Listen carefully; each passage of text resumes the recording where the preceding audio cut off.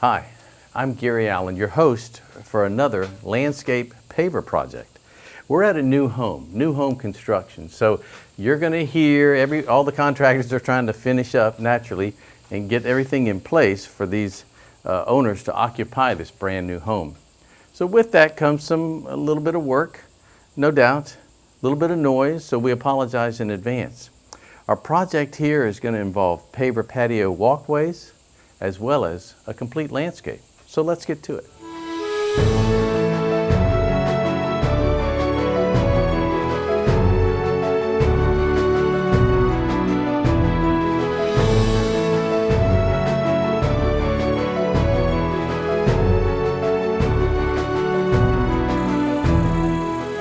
Well, I can say this, the porch has come out really nice. Now it gets railing that goes around the perimeter, but we used a full paver here in order to minimize the step up at the house and to make our adjustments as we come down this incline or the step to the front. I'm thinking pavers, and so I've etched out a little bit of my idea and baseline, and I want to do a landing here instead of just have it come in narrow. So let's do a circular landing, something like this. Now that does a couple things. A curve always has a nice feeling where one or more walks come to it. This walk will go out to the street. I'll do that one in a moment. But this one contours, bows out, and continues to the driveway.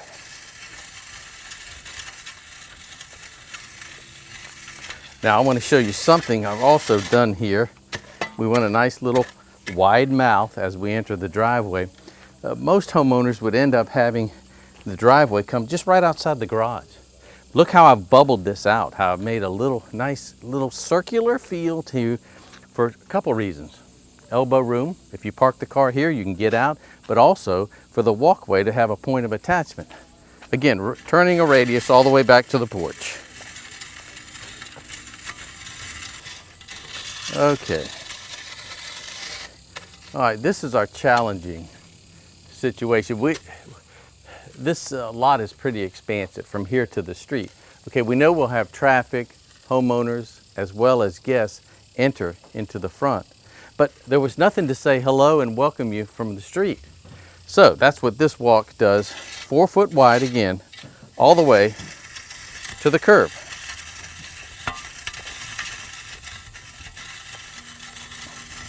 Now, most people would do what?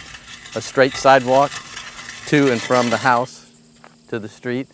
You see this curve or radius. We didn't want it to end up over there on the left side where the front door is. We want to kind of marginally put it center or a little off center.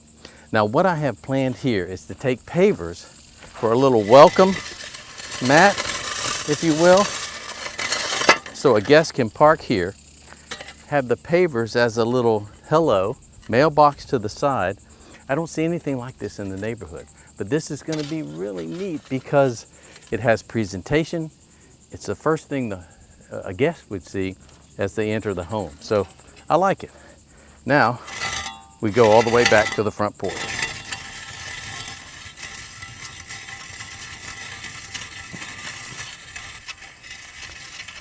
Again, a 4 foot walk is going to be very inviting.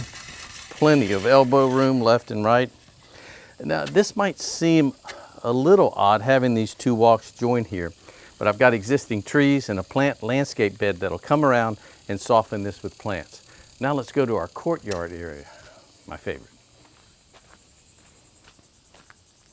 Now I mentioned my favorite, because I think this is going to be the highlight of this whole design install plan. If you learn anything today, implant this in your mind.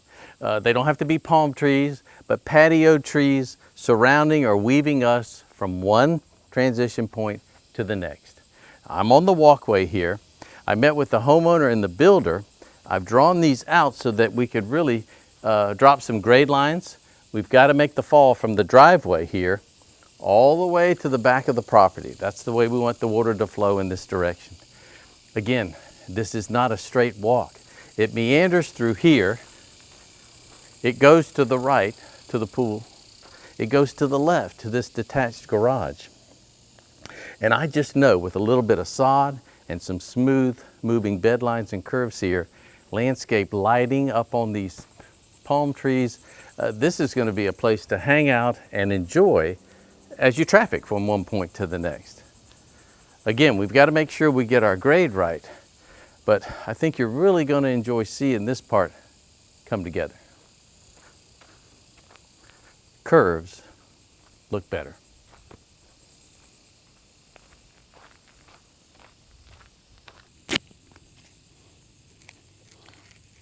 A little bit of duct tape will be just fine.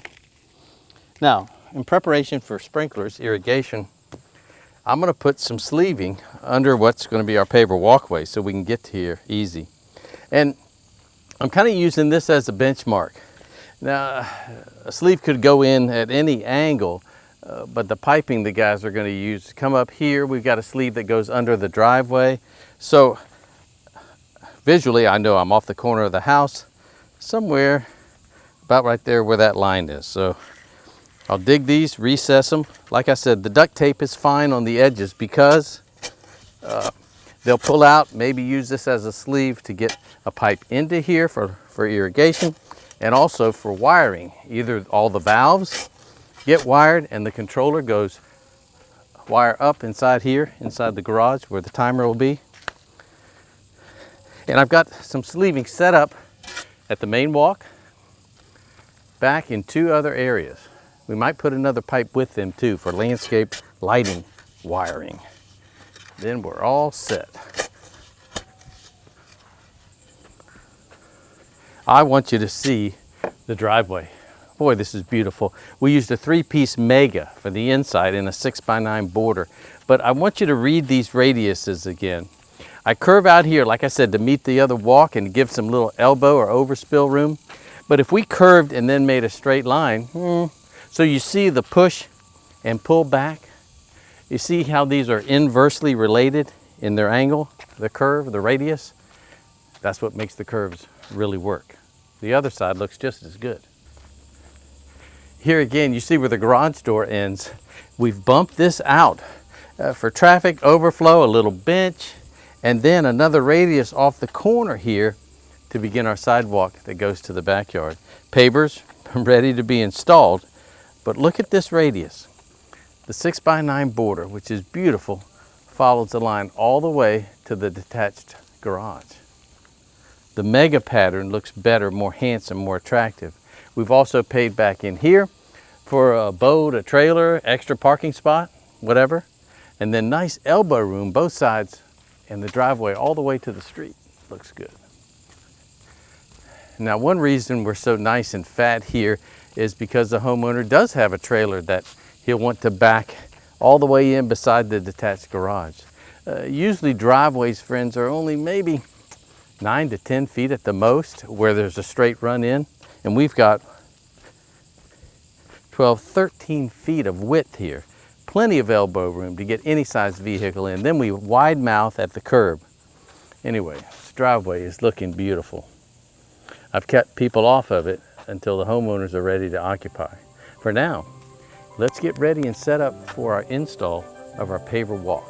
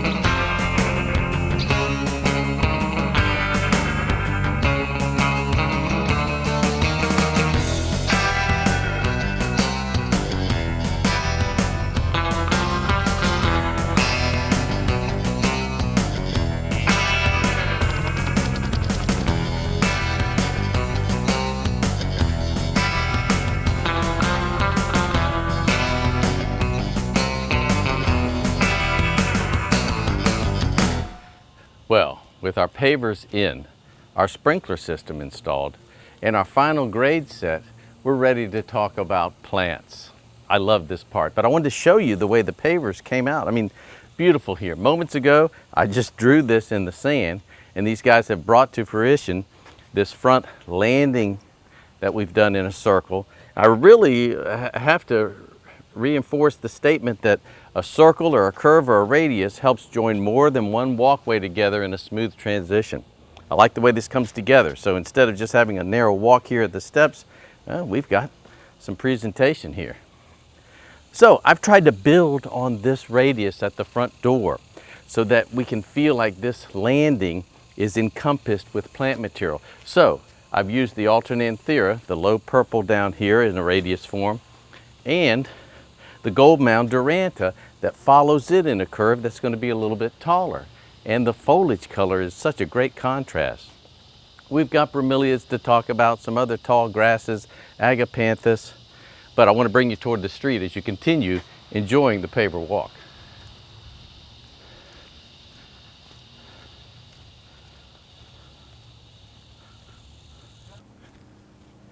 With our sidewalk extending all the way to the curb at the street, and this is a 4-foot walk. Look how wide it is, nice and comfortable, rather than the 3-foot standard. It would be nice to have plants all along the meandering walk, but because of budget restraints, we can't do that. But with this existing oak tree, I am going to create a little diversion and a bed that gives us a little welcome from the road. I'll come through here like this with our sod on the outside. I have installed a 7-gallon Feijoa, strawberry guava, and so I know the plant height is correct because when I scratch that soil, I know it's right at that good level. We're in sandy soil here, so we're planting right at the top of our existing soil line. I hop over the walkway to continue the thought process and come around this existing bed with the live oak here. I put in a couple Chinese fan palms that kind of look palmetto-ish to go with the property. And so we'll see if we can connect there walking through the bed. That should look good with some lantana and some bulbine. Talk about those in a little bit. I'm going to bring you back close to the house now and draw these lines where our sod will go.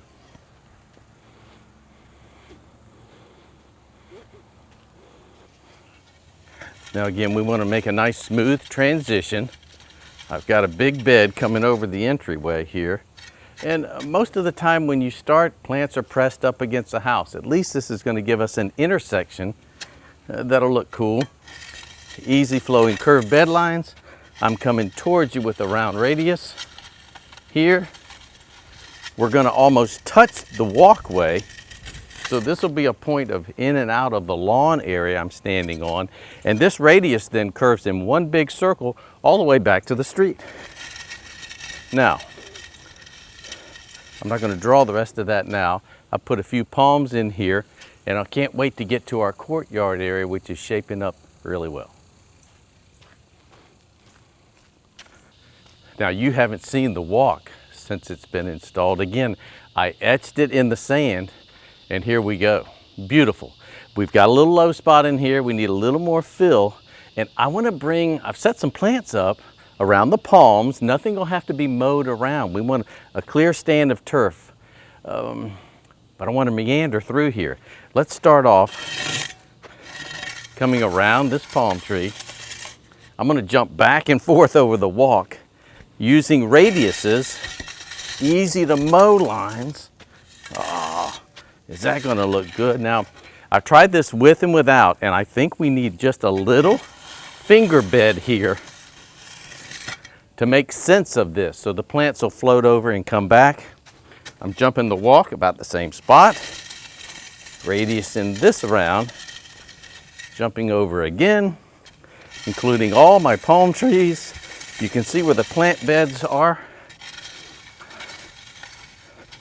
And then we come here, instead of a point, we still do a radius or a curve, easy to mow. Now I've got one more little area behind the walkway that gets some sod or turf. I want to do a little patch left and right of sod here to transition from what's formal or reclaimed into our natural area that'll just remain palmettos, live oaks, and leaves, and whatever else grows natural. So, an easy to mow circle here. And then I'll come towards you with another pretty easy to mow radius. Now this will be the little opening or transition into the natural area. Pine straw, let the leaves drop.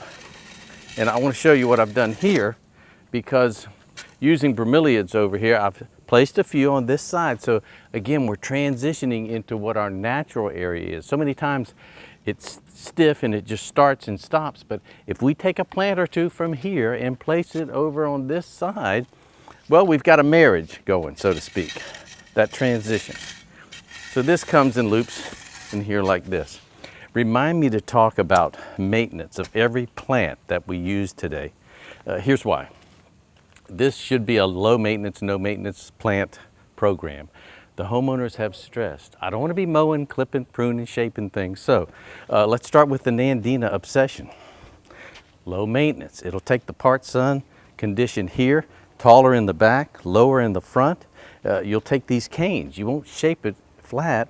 Let the ones grow a little taller in the back. Now the red bromeliad behind me and in front here. An absolutely no maintenance plant. You really don't have to mess with them. Maybe prune a bad leaf or two that comes along. Pushing you over here, I've planted some 1 gallon apostle iris. Another low maintenance plant. Let them fill in. They will triple in size in no time. This is a 1 gallon because they're so sizable. Well, better value. And with a little mulch around there, that's going to be finished, complete, and looking good, even with lighting. Now, if you pan over too, you'll see we need a little more dirt in here because our walkway is raised. So we'll bring this up and float it a little bit, but more apostle iris here, left and right of the walk, to kind of mimic what we've got over here. Obsession Nandina at this entrance to the garage or the workshop. So, low maintenance, low maintenance. The bromeliads, no maintenance. Come on down in front here because the Anne Marie lantana, I've got a little challenge here going with the bilbine, some of the taller grasses, the apostle iris, everything can be grassy. So I've come in to try to break that up with this beautiful little low growing Anne Marie lantana. Comes out with a yellow flower and turns pinkish purple. Nice color. And these will get, I don't know, basketball, laundry basket size, so to speak. And I've also incorporated a few of the Chinese fan palms in areas to let them kind of grow up. A little white Aztec, that'll look good on the brick. And then we meander here. Can you see the challenge again with the tall grasses on the corner and this bulbine look? I mean, they're so similar.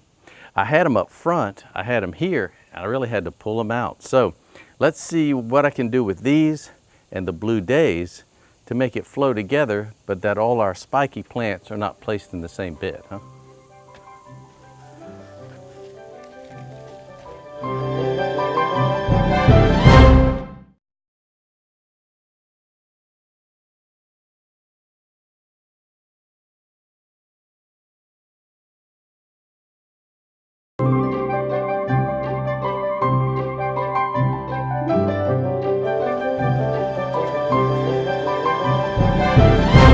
All right, let me show you what I've tried to accomplish here.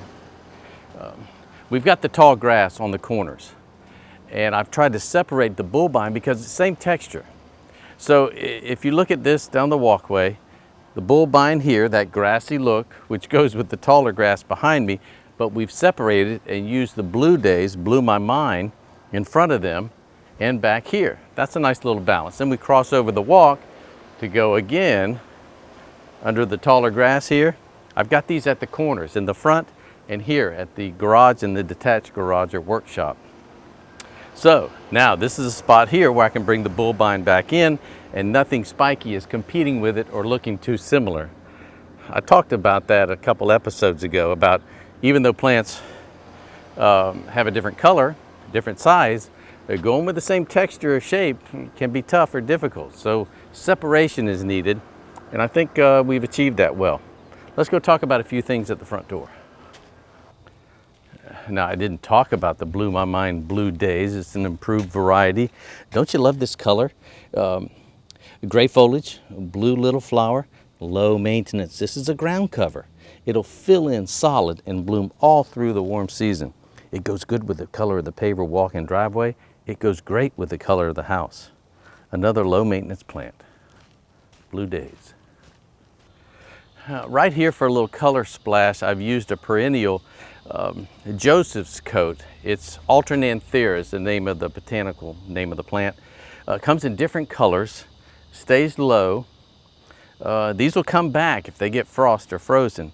But what I want to show you again is the grass on the corners, another low maintenance, no maintenance variety here.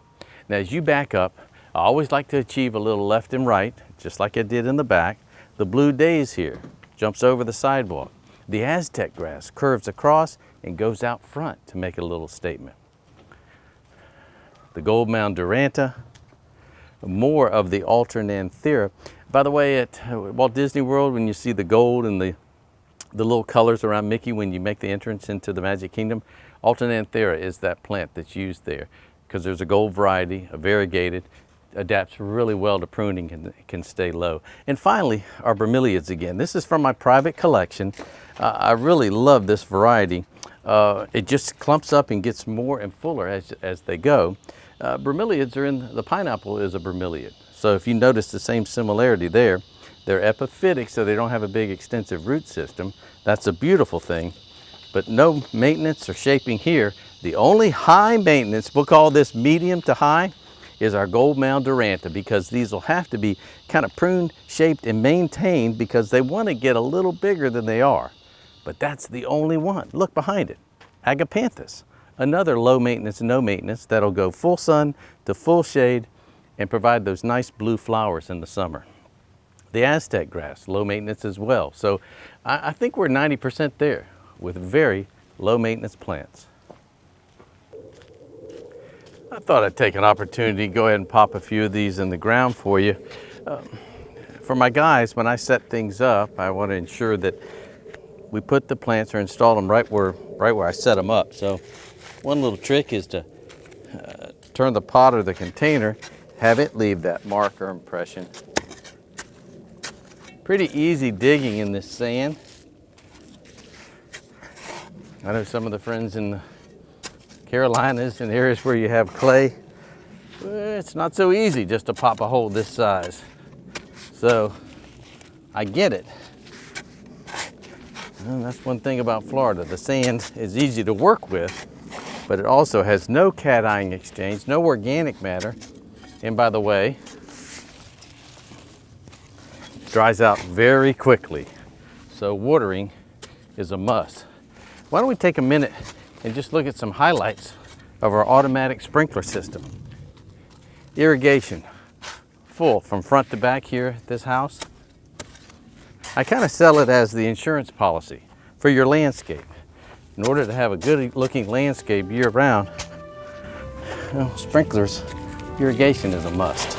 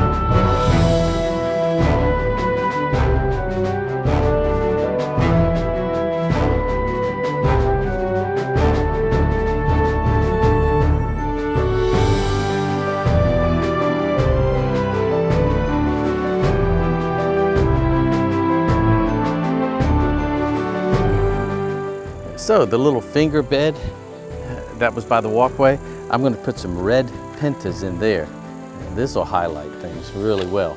I want to go ahead and get as much as I can in the ground before our sod arrives.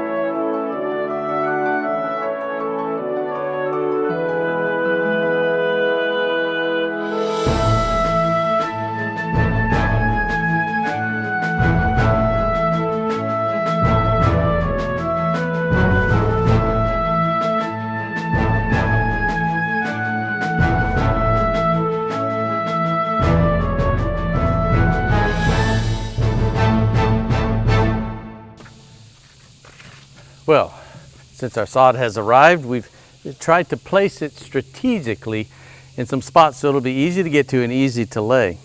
Here I want to start in the courtyard for you and outline what's going to be this inside little grass line here. So I'm going to start on the outside edge. I'm going to do a radius here. Some of these will need to be cut, but I can also push them right up to each other and make that curve. Now this is going to have to be cut, I can tell. Right there. This one probably right here to get our swing. So the objective is do the radius, the outside edge, and then pick a straight pattern to fill in the center and cut that edge line. So that's just the way we want it.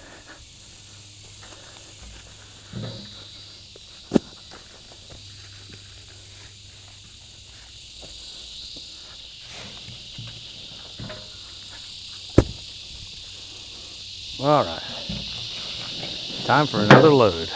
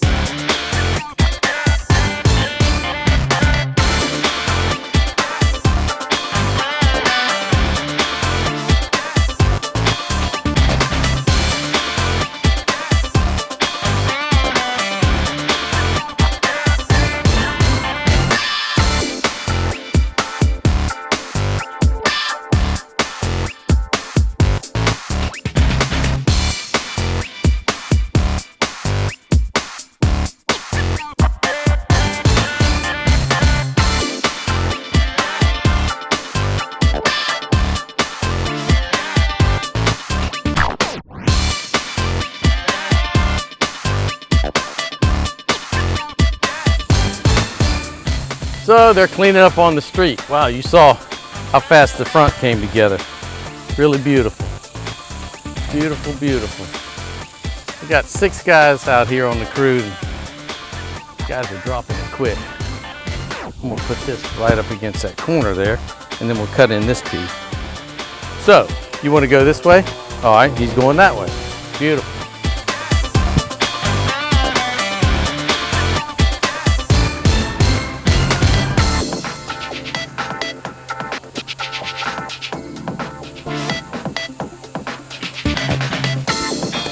Okay.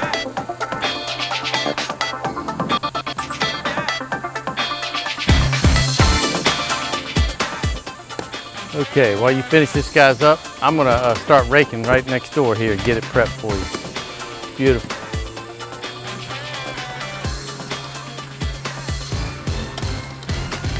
Okay, that puppy is ready there. Beautiful. Wow, man, it's a matter of minutes, it's gonna turn green. You know, the other thing is very low maintenance. We're talking about maintenance. Low maintenance, no maintenance. Now, with the turf grass, that's the highest maintenance plant you have on your property. More mowing, more fertilizing, more pruning. You can call that mowing. A little bit of work, but it's worth it.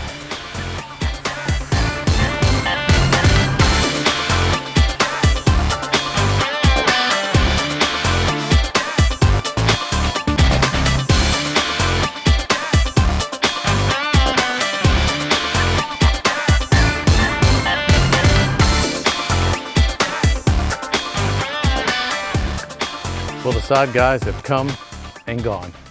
Now, all we need to do is water things in really well. And with the automatic irrigation system, that's where it pays dividends.